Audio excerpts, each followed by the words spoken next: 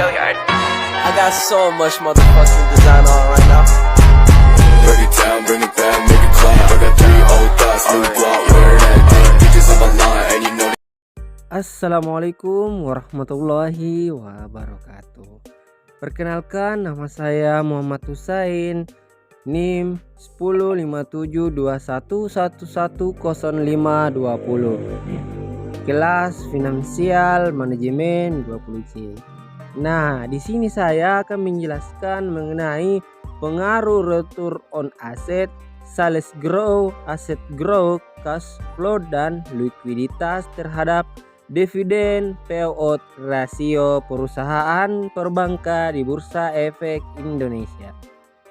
Pengaruh return on asset, beberapa faktor yang mempengaruhi dividen payout rasio antara lain yang telah dikemukakan oleh Rianto, bahwa kebijakan dividen itu dipengaruhi oleh likuiditas, kebutuhan dana untuk membayar hutang, tingkat pertumbuhan, dan tingkat pengawasan.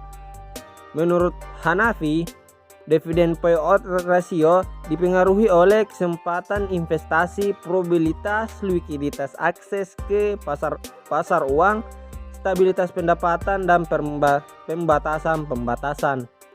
Untuk sedangkan Munawir, salah satu indikator yang digunakan untuk melihat probabilitas adalah ROA ataukah return on asset. Pengaruh-pengaruh yang pertama yaitu dividen payout ratio. Pembagian laba perusahaan kepada para pemegang saham disebut pembagian dividen. Nah, karena dividen yang diterima oleh pemegang saham jumlahnya tergantung pada jumlah lembar saham yang dimiliki. Indikator yang digunakan untuk menguji kebijakan dividen adalah rasio pembayaran dividen, yaitu dividen payout ratio. Hal ini tersebut berdasarkan kebijakan dividen dengan rasio konstan. Nah, untuk kebijakan dividen ialah merupakan keputusan pembayaran dividen yang mempertimbangkan memaksimalisasi harga saham saat ini dan periode mendatang. Yang kedua yaitu return on asset.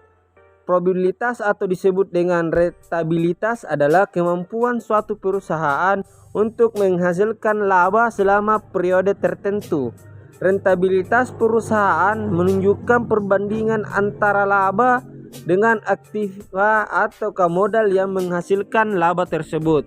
Yang ketiga, sales growth. Pertumbuhan perusahaan yang tinggi lebih disukai untuk mengambil keuntungan pada investasi yang memiliki prospek yang baik. Teori free cash flow hipotesis yang disampaikan oleh Jason 1986 dalam Jason et al. 2002 menyebutkan bahwa perusahaan dengan kesempatan pertumbuhan yang lebih tinggi akan memiliki free cash flow yang rendah dikarenakan sebagian besar dana yang ada digunakan untuk investasi pada proyek yang memiliki nilai net present value (NPV) yang positif. Yang keempat yaitu asset growth. Menurut Weston dan Brigham mengatakan perusahaan dengan tingkat pertumbuhan yang cepat harus lebih banyak mengandalkan modal eksternal.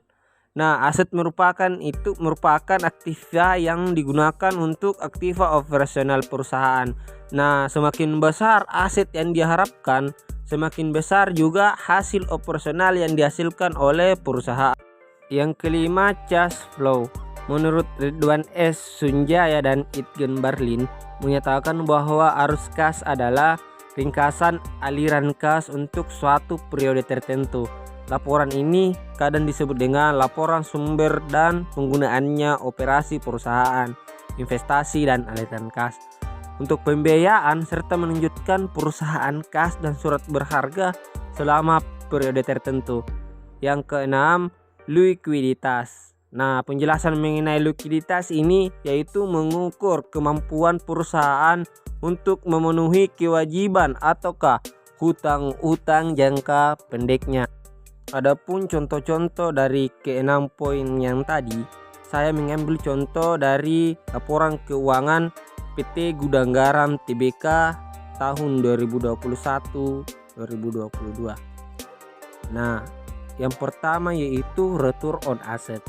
Nah, return on asset itu niat dibagi dengan total aset. Nah, niat itu laba bersih setelah pajak. Nah, adapun laba bersih setelah pajak yaitu 866,779 dibagi dengan total asetnya yaitu 88.562.617 rupiah. Jadi hasilnya yaitu 0,0097. Contoh yang kedua yaitu sales grow. Nah, untuk penghitungan net sales grow itu net sales sekarang dikurang dengan net sales sebelumnya dibagi pula dengan net sales sebelumnya. Jumlahnya net sales sekarang yaitu sebanyak 124.682.692 rupiah dikurang dengan net sales sebelumnya sebanyak 124.682.266 rupiah dibagi dengan net sales sebelumnya sebanyak 124.881.266 rupiah. Jadi total yang didapatkan yaitu 0,0015. Contoh yang ketiga mengenai aset grow. Nah, untuk perhitungan mengenai aset grow yaitu total aset yang sekarang dikurang dengan total aset sebelumnya dibagi dengan total aset sebelumnya. Nah, untuk jumlah total aset yang sekarang sebanyak 33.117.490 rupiah. Nah, dikurang dengan total aset sebelumnya sebanyak 30.651.791.000 dibagi dengan total aset sebelumnya. Nah, untuk total aset sebelumnya yaitu 30.651.791 rupiah. Jadi total yang didapatkan dari penjumlahan tersebut sebanyak 0,080. Contoh yang keempat mengenai cash flow. Nah, contoh yang mengenai cash flow yaitu cara penghitungannya arus kas operasi ditambah dengan arus kas investasi ditambah arus kas pendanaan. Nah, untuk arus kas operasi sebanyak 9.067.984 rupiah ditambah arus kas investasi sebanyak 5.349.857 rupiah. Kita terakhir yaitu arus kas pendanaan sebanyak 4.595.403 rupiah. Jadi hasil yang didapatkan sebanyak 19.183.244 rupiah. Contoh yang kelima mengenai cash ratio. Nah, untuk mendapatkan cash ratio penjumlahannya yaitu aktiva lancar dibagi dengan hutang lancar. Nah, untuk aktiva lancar sebanyak 55.445.127 rupiah dibagi dengan hutang lancar sebanyak 29.125.010 rupiah.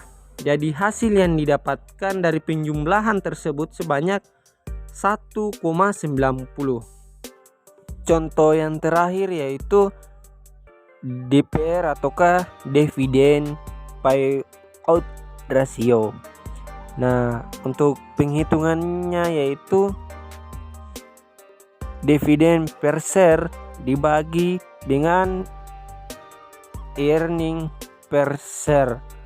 Nah, pendapatan yang didapatkan dari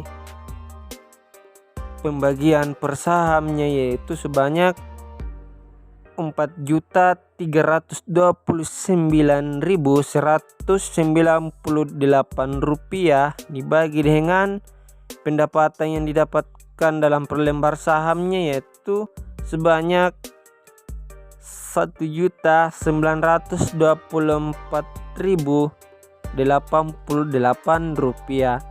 Jadi jumlah yang dihasilkan dari penjumlahan tersebut sebanyak 2,25. Begitulah penjelasan dari saya. Lebih dan kurangnya mohon dimaafkan. Saya akhir dengan ucapan hadanallahu wa iyyakum ajmain. Assalamualaikum warahmatullahi wabarakatuh.